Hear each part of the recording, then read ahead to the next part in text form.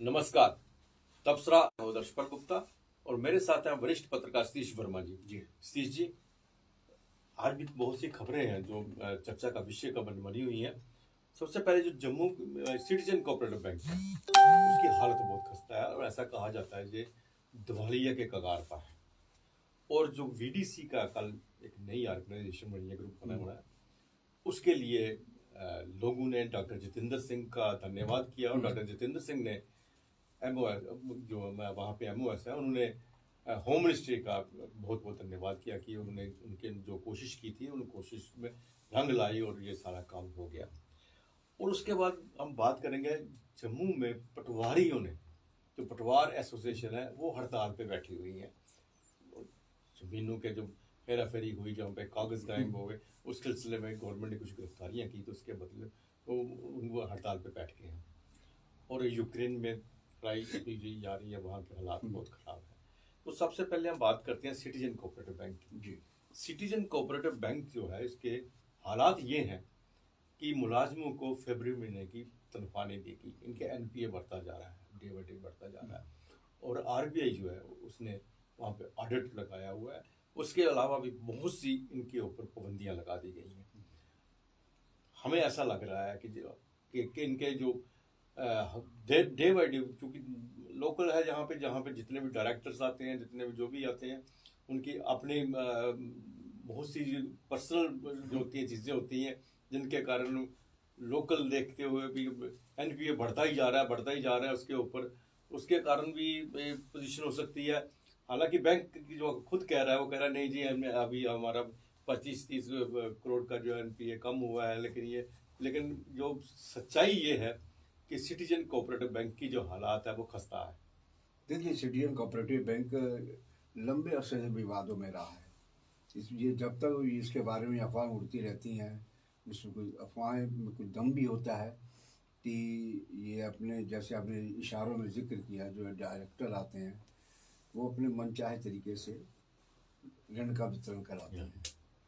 और चूँकि सैया भाई कोतवाल डर काहे का वो हिसाब होता है। और हम सबको नहीं कह रहे, सब डायरेक्टर ऐसे नहीं हैं। कुछ एक होते हैं जिनके वजह संस्थाएं क्यों खराब होती हैं, कुछ एक लोग होते हैं जो उसको ले डूबते हैं। हालांकि इस प्रकार का कहा जा रहा है कि ये कंगाली के दिवालिये पे कगार पर है। चूँकि हमारा क्वेश्चन मार्क है, हम सीधा नहीं कह रहे इस बात को। अब इसमें ये है देखना कि देखिए, फरवरी माह की अगर वेतन नहीं दिया गया तो आखिर क्यों नहीं दिया गया। इसमें 180 कितने इसके कर्मचारी अधिकारी मिलकर ये सारा कोऑपरेटिव सिस्टम जम्मू में चल रहा है। और हम समझते हैं कि और RBI ने जिस प्रकार के इनके ऑडिट और इन पर कुछ बंदिशें लगाई हैं, RBI बिल्कुल जब लास्ट में कहते हैं ना, जब व्यक्ति की तबीयत बहुत खराब है, बिगड़ जाती है, जब राम सब तोड़ने लगता है, तब RBI इंटरफेयर करती है। RBI के इंटरफेरेंस का मतलब यह है कि हालात संगीन है। आपने देखा पीछे बॉम्बे के कई प्राइवेट बैंक डूब गए इस तरह, RBI ने लास्ट मोमेंट में आकर उन पर कंट्रोल करने की कोशिश करी, तब तक मामला बिगड़ गया था। तो जो कोऑपरेटिव बैंक जो हमारा जो है, ये तो वैसे ही कई सालों से जब तक सुर्खियां बनता रहा है।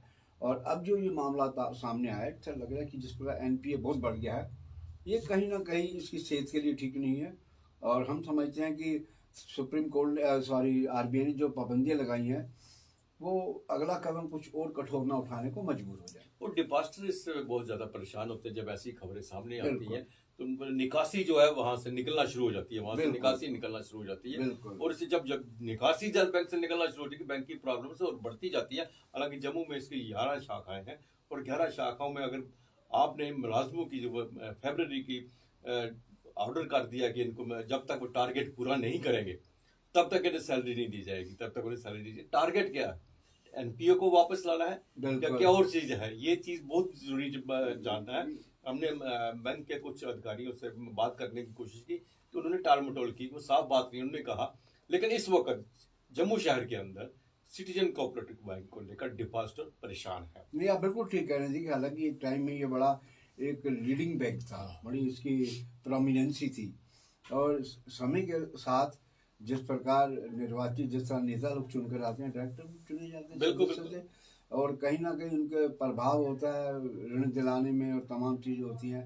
और कारोबारी सब ऐसे नहीं है, कुछ एक जो है उनके मजबूरी होती है, हालात होते हैं, बिजनेस फेल होता है, चल रहा नहीं है, तो एनपीए लगातार बढ़ता चला जाता है। और ये एनपीए का बढ़ना ही किसी भी बैंक, चाहे कोऑपरेटिव हो या दूसरा बैंक हो, लिमिटेड बैंक हो, सबकी सेहत के लिए बड़ा काफ़ी नुकसानदायक होता है। और जिस प्रकार अब जो खबर उड़ी है, जी तो लगता है कि इसका बहुत बड़ा, या तो इसकी सर्जरी बड़ी होनी है या फिर कोई और कदम उठाएगा सुप्रीम को आरबीआई, RBI जिससे कि इसकी सेहत ठीक की जाए।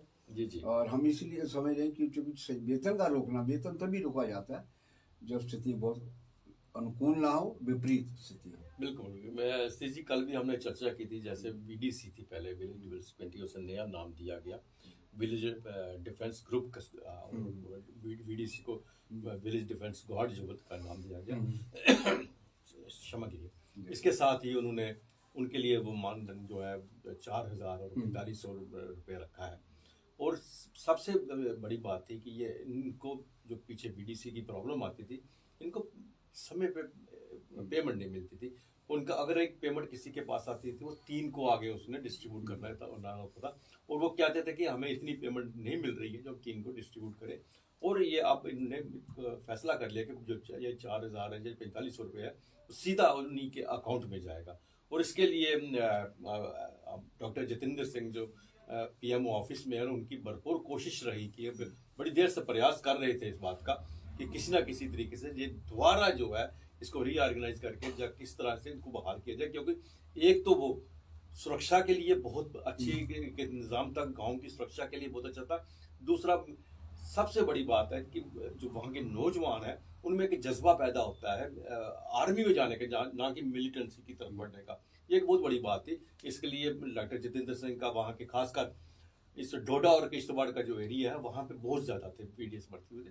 वहाँ के लोगों ने डॉक्टर जितेंद्र सिंह का बहुत बहुत धन्यवाद किया। और डॉक्टर जितेंद्र सिंह ने भी होम मिनिस्टर का, शाह साहब का जो मिनिस्टर, होम मिनिस्टर है, उनको भी धन्यवाद किया कि उन्होंने इस बात को लेकर चले थे और इस बात को पूरा किया। नहीं, आप बिल्कुल ठीक कह रहे हैं। देखिए ना, ये बड़े कालखंड में ये निष्क्रिय हो गया था, ये विलेज डिफेंस कमेटी।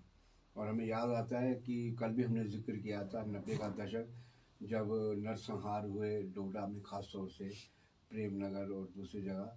और उस वक्त भाजपा विपक्ष में थी, लाल कृष्ण अडवाणी, मुरली मनोहर जोशी, अपने प्रोफेसर चमनलाल गुप्ता, ये सरीखे नेता वहाँ गए थे। और वहाँ लोगों ने कहा था कि भैया हमारी सुरक्षा, आत्मरक्षा कैसी, बेसिकली आत्मरक्षा के लिए बनाई गई है, क्योंकि सुरक्षा तो आर्मी करती है, ये उनके साथ चलते हैं गाय बगाए, और कहीं कोई इन्फॉर्मेशन होती है तो उसको पास ऑन करते हैं। तो हम कहेंगे कि ये जो शुरुआत हुई उसका क्रेडिट प्रोफेसर चमनलाल गुप्ता को जाता है। मैंने डोडा में बड़ी स्टोरी की उस ज़माने में, और मैं समझता हूँ कि ये एक ऐसी बुनियाद रखी गई कि जो आज जिस पर आपने इशारा किया कि ऐसे इलाके का जहाँ मिलिटेंसी पीक पर होती है, वहाँ के युवा भटक भी सकते हैं, उनको रोकने के लिए और मेन स्ट्रीम में रखने के लिए। बिल्कुल दोनों बातें, आत्मरक्षा भी और मेन स्ट्रीम में जुड़े रहें, ये दोनों अहम पहलू हैं जिसे लेकर कोशिश की गई। और कल जिस प्रकार डॉक्टर जितेंद्र सिंह के प्रयासों की वजह से पीएमओ और उन्होंने प्रधानमंत्री और गृह मंत्री दोनों का आभार व्यक्त किया है, और चूंकि उन्हीं का इलाका है। जी जी जी। आप देखिए ना, हम कहते हैं, हम अक्सर जिक्र करते हैं कि डॉक्टर जितेंद्र सिंह अपनी कॉन्स्टिट्यूंसी को लेकर, इवन जम्मू पुंछ कॉन्स्टिट्यूंसी में भी जिस प्रकार के वो कदम उठा रहे हैं, तो उनकी लोकप्रियता लगातार बढ़ रही है। उसको अब बीजेपी के नेता कुछ भी अंदर खाने गेम चलाएं, उसका कोई असर पड़ने वाला नहीं है। तो हम समझते हैं कि अच्छी बात है। और उनको डोडा और किश्तवाड़ और तमाम लोगों के, क्योंकि जम्मू के 10 जिलों में एप्लीकेबल होनी है, सिर्फ चिनाब वैली में नहीं, पुंछ राजौरी में भी, और दूसरे जो जिले हैं, क्योंकि गांव स्तर पर यही टीमें होती हैं जो जियो किस्म के युवा होते हैं जो आतंकवाद से लड़ सकते हैं। तो हम समझते एक बार फिर कहेंगे कि डॉक्टर जितेंद्र सिंह को साधुवाद कि उन्होंने इस प्रकार के जो प्रयास है, हालांकि प्रयास स्टेट पुलिस ने शुरू किए थे, दिलबाग सिंह डीजीपी का अभियान भी आया था, लेकिन उसको सही अंजाम तक डॉक्टर जितेंद्र सिंह ने पहुंचाया, और प्रधानमंत्री और गृह मंत्री दोनों का उन्होंने शुक्रिया अदा भी किया। जी जी। सी जी, इस वक्त जम्मू में पटवार एसोसिएशन पटवारी जो है वो स्ट्राइक करके बैठे हुए हैं, वो प्रोटेस्ट कर रहे हैं। पिछले दिनों जैसे वो मामला आया सिलसिला का, कई ऐसे जमीनें थी जिनके कागजात ही नहीं थे, कुछ भी नहीं था, रिकॉर्ड नहीं था, कुछ नहीं था, तो उसको लेके एक इंक्वायरी की गई जिसमें से कुछ इनके रेवेन्यू डिपार्टमेंट के पटवारी और दूसरे को गिरफ्तार किया गया है ताकि उनके ऊपर केस चला सके। उनको लेके पटवारी जो है प्रोटेस्ट कर रहे हैं कि 24 घंटे के अंदर, उन्होंने अल्टीमेटम दिया 24 घंटे के अंदर अंदर इनको छोड़ दिया जाए, इनसे इनके केस वापस लिए जाए, नहीं तो हम सारा रिकॉर्ड डीसी ऑफिस में जमा करवा के काम छोड़ देंगे, काम छोड़ो हड़ताल पे चले जाएंगे। इस वो भी प्रोटेस्ट कर रहे हैं। दूसरी ओर जब हम मौके पर जाके देखा और वहां पे जो लोकल लोग थे, जब दूसरे बाहर के लोग आए थे, वो पटवारियों को इतना क्रिटिसाइज कर रहे थे कोई हिसाब नहीं। कहते ये पटवारी एक ऐसी एक कौम कह सकते हैं कि जिन्होंने कभी किसी का लिहाज नहीं किया, बिना पैसे कोई काम नहीं किया, जमीनें किसी के नाम की, किसी के नाम कर दी, अंतकाल काटो, कुछ चीज लो, कोई करो, पैसे पैसे साफ वहां पे कैमरे में के सामने, लोगों के सामने और उनके सामने बोल रहे थे कि इनके साथ किसी को कोई हमदर्दी नहीं है। हालांकि बच्चे भी जम्मू में प्रोटेस्ट कर रहे हैं ना, बच्चे भी बहुत से प्रोटेस्ट कर रहे हैं, हर एक जम्मू शहरियों को उनके साथ हमदर्दी है, वो चाहते हैं कि इनका काम हो, लेकिन ये पटवारी जो है इनके साथ किसी ने भी हमदर्दी नहीं दिखाई। देखिए, अंग्रेजों के टाइम कहा जाता था कि थानेदार, तहसीलदार और जेलदार ये बड़े शक्तिशाली लोग होते हैं और पटवारी तहसीलदार के नीचे आते हैं। और जमीनों का जितना यह गोरख धंधा चला है, रोशनी से पहले और रोशनी आने के बाद, स्कीम आने के बाद, सबको जानते हैं, ओपन सीक्रेट है, कुछ भी बात नहीं है कि पटवारी, हम सबको 100% पटवारी को नहीं कह रहे, इन मेजॉरिटी पटवारी ऐसे हैं कि बिना ले दे के वो काम नहीं करते। और जितनी सरकारी जमीनों पे कब्जे हुए हैं, दूसरे काम जो फर्जें काटी गई हैं, उनमें भी इनका एक बड़ा रोल दिखाई देता है आरोप के मुताबिक। और जिस प्रकार इन्होंने आज आंदोलन कहा जी हम, ये तो सीधी सीधी ब्लैकमेलिंग है। हाँ बिल्कुल, ये सिस्टम को डिफेंड करने की कोशिश है। मतलब ये तो जैसे इस बार लोग बोल रहे थे चोर मचाए शोर, मतलब ये उस नारे लग रहे थे। इसका मतलब ये हो गया कि आप सरकारी जमीनों की बंदरबाट करें, गलत फर्जे काटें और बाद में तुम्हें अगर पकड़ लिया जाए तुम आंदोलन पे चले हो। ये कौन सा तरीका है? हम समझते हैं कि सरकार को और सख्ती से पेश आना चाहिए ताकि जमीन जो है इस वक्त देखी जाए, बहुत बड़ी बात है, हमारी स्टेट के अंदर सबसे बड़ा स्कैंडल जमीनों का हो रहा है। और एडवोकेट शेख शकील अहमद ने भी बहुत सी याचिकाओं पर ये बातें कही हैं और बहुत से ऐसे ग्रुप भी हैं जिन्होंने भव्य इमारतें खड़ी कर दी, किराए पे दे दी और उनकी तरफ आंख नहीं जाती GADA की भी। और जो गरीब माता आदमी होता है वहाँ पीला पंजा चढ़ा जाता है। तो हम समझते हैं ये पूरा जो सिस्टम है, ये जेलदार, तहसीलदार, पटवारी, ये बड़ा अजीबोगरीब है। अंग्रेज ऐसा काम छोड़ गए हिंदुस्तान के अंदर कि इनके बिना गति भी नहीं है। आपको जाना इनके पास। बात है पिछले 70 साल में इस काम में तब्दीली नहीं आई, नहीं गवर्नमेंट इसको मॉडर्नाइज नहीं कर पाई, बिल्कुल वही उन्हीं के हाथ में है। तो पटवारी के किसी भी काम में चले जाए सबसे ज्यादा इज्जत पटवारी की होती है, बिल्कुल होती है। क्यों डरते हैं हाँ। जमीन पे किसान पता नहीं किसके नाम चला देगा, जमीन किसके नाम चला देगी। बिल्कुल। और इसका अगर आप जमीनों के कागज नहीं है, रिकॉर्ड नहीं है, तो आपके ऊपर एक्शन क्यों नहीं होगा? इसके लिए तो डिवीजन कमिश्नर जो है उनको मुबारकबाद देते हैं, उन्होंने एक्शन लिया है। बिल्कुल बिल्कुल। हम तो कह रहे हैं डिप्टी कमिश्नर हो या डिवीजनल कमिश्नर हो या स्टेट के चीफ मिनिस्टर हो, इवन लेफ्टिनेंट गवर्नर साहब हो, ये सब मुबारकबाद के हकदार हैं कि जो बुनियाद है करप्शन की जमीनों के धंधे में वो ये है। यहाँ पर उन्होंने हथौड़ा लगाया, हथौड़ा नहीं, हम तो कह रहे हैं अभी हथौड़ी लगी है, इनको बड़ा घन हथौड़ा लगाना चाहिए ताकि जमीनों का जो गोरख धंधा है, सरकारी जमीनों पर कब्जे करने का, फिर उसके दूसरे नाम से फर्जें काटने का, सेटिंगें करने का, ये तभी रुक पाएगा जब इन पर और कड़े तरीके से नकेल कसी जाएगी। और यही वजह है जिस प्रकार बच्चे प्रोटेस्ट कर रहे हैं उनके साथ पूरे जम्मू की सहानुभूति है। हमने ठीक कहा, इनके साथ इतनी सहानुभूति नहीं है। लोग नारा लगा रहे थे कि चोर मचाए शोर, लोग बोल रहे थे वहां पर खड़े होकर। तो हम समझते हैं कि ये अच्छी पहल है सरकार की ओर से, सरकार को इसके बारे में और कड़ाई से पेश आना चाहिए। स्टेज में रूस और यूक्रेन में की जो युद्ध चल रहा है वो और भी ज्यादा खतरनाक हो रहा है। जिस तरह से खबरें वहां से आ रही हैं कि यूक्रेन का दावा है कि उन्होंने बहुत बड़ा नुकसान कर दिया है रूस का, और रूस कह रहा है कि हमने उनके तो बड़े शहरों पर कब्जा कर लिया है। ये एक तरफ से इनकी वार्तालाप जो है, वार्ता की बात चल रही है, और दूसरी ओर से युद्ध नहीं रोक रहा, युद्ध चालू है। देखिए ना, कीव के ऊपर हमले की उन्होंने धमकी दे दिया है, इसलिए बैरिकेड्स खड़े किया है पूरे कीव शहर में। और खारकीव पे तो हवाई हमले चल ही रहे हैं, आपने देखा, जहां हमारे मेडिकल के स्टूडेंट मैक्सिमम बंकरों में।